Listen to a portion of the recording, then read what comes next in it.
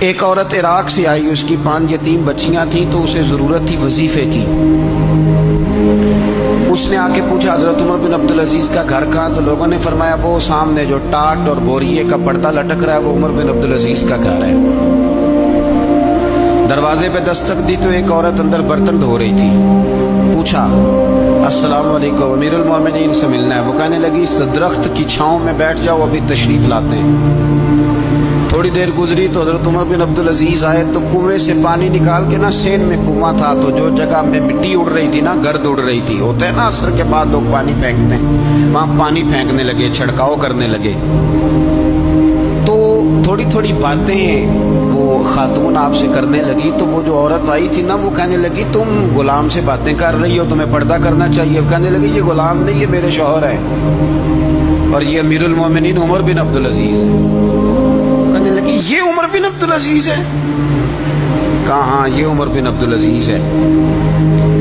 تو وہ خاتون حاضر ہوئی، کھجوریں اس کو دی گئی کھانے کے لیے۔ اس نے کہا حضور میری 5 یتیم بیٹیاں ہیں، مجھے وظیفہ چاہیے۔ جناب عمر بن عبدالعزیز نے ایک بیٹی کا نام پوچھا، ولدیت پوچھی، وظیفہ لکھا۔ عورت کہنے لگی اللہ تیرا شکر ہے میری بچی کا وظیفہ لگ گیا۔ دوسری کا نام پوچھا، ولدیت پوچھی، عمر پوچھی، وظیفہ لگایا۔ اللہ تیرا شکر ہے میری یتیم بچی کا وظیفہ۔ 4 بچیوں کے وظیفے عمر لکھتے رہے، خاتون اللہ کی حمد کرتی رہی۔ 5ویں کا لکھنے لگے تو کہنے لگی میں نے زمانہ بڑا دیکھا ہے پر عمر بن عبدالعزیز تیری طرح کا بندہ نہیں دیکھا۔ آپ فرمانے لگے اب میں 5ویں کا وظیفہ نہیں لکھتا، 4 کا وظیفہ جا کے گورنر سے منظور کرا لے اور 4 کو کہنا تھوڑا تھوڑا 5ویں کو بھی دے دے۔ حضور کیوں نہیں لکھتے؟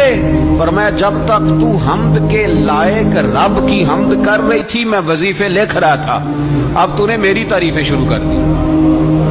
اپنی تعریف پر کیسے وظیفہ لکھوں؟ وہ تو حمد کے لائق ہے، اس کی حمد ہونی چاہیے، لیکن میں اپنی تعریف پر، اپنی خوشامد پر میں نہیں لکھتا۔ جا اللہ تعالیٰ تیرے لیے بہتری کرے۔ وہ خاتون کہتی ہے میں وہاں سے آئی، مجھے مہینوں لگ گئے، سفر لمبا تھا، عراق پہنچی تو عراق کے گورنر کو جب میں نے وہ روکا دیا تو ان کی چیخیں نکل گئی، تڑپ کے روئے۔ میں نے کہا کیا ہوا؟ کہنے لگی بی بی جس نیک آدمی نے تجھے یہ لکھ کے دیا تھا نا، چند دن ہوئے ان کا انتقال ہو گیا۔ عمر بن عبدالعزیز پردہ فرما گئے۔ وہ خاتون پھر روئی، کہنے لگی یتیم بیٹیوں کا اب کیا بنے گا، اس رکے کا کیا بنے گا؟ تو آپ فرمانے لگے بی بی جب امیر عمر بن عبدالعزیز جیسا ہو تو گورنروں کو بھی اللہ کچھ توفیق دے ہی دیتا ہے۔ اگر انہوں نے تیرا وظیفہ زندگی میں لکھا تھا تو فکر نہ کر، جب تک میں زندہ رہوں گا وظیفہ پہنچتا رہے۔